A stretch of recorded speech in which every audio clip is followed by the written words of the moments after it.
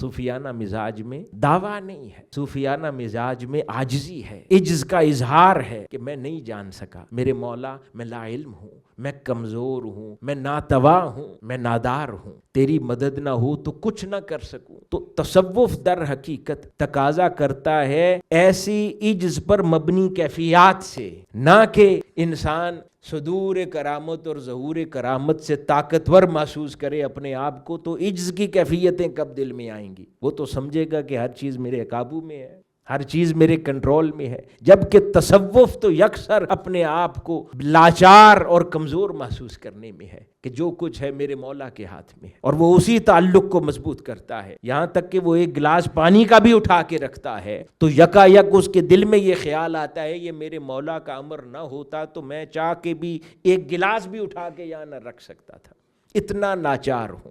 وہ تو مٹتا ہے عاجزی میں، یوں گھل جاتا ہے، نہ کہ وہ اپنے آپ کو ان کنٹرول محسوس کرے۔ تو جو صدور کرامت ہے وہ ان کنٹرول بناتی ہے آپ کو، آپ کے نفس کو اور طاقتور کرتی ہے کہ نہ جانے اللہ رب العزت نے مجھے کیا دے دیا ہے۔